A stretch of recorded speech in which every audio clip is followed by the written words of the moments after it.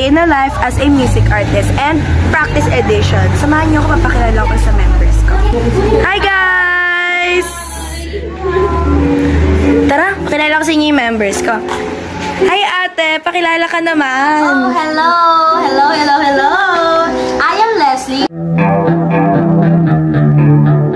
I'm 18 years old and I am a first year college student taking a course of Bachelor of Science in Psychology. Nice. So, yeah, I am one of the bassists and one of the vocalists of this group, 1031 Love. Ay, ano pong ginagawa Para saan ba yan, niyo? Nachi? Para saan ba yan? Wala, documentary. Ay, documentary. Dapat Anong maganda. ginagawa mo ate? So like, nagpe-prepare lang ako para sa practice mamaya. And bago tayo mag-practice, syempre ano ba dapat unang gawin?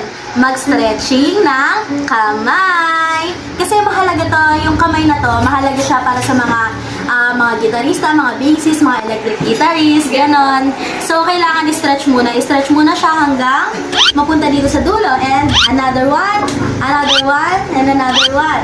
Then, after nun, yung kamay mo, yung mga daliri mo, lalagay mo sa kada fret and kada string ng bass guitar. So, ayun, tapos gaganon-ganon mo lang. Titignan mo kung tama ba yung tunog, ganon. Yun ang ginagawa ko. And after nun, nag-aaral din ako ng chords. Kinakabisado ko siya kasi mahina yung memory ko sa mga chords, ganon. So, kailangan kabisaduhin natin para hindi tayo patigil-tigil mamaya sa practice. Yun lang. Okay. Ayan, okay.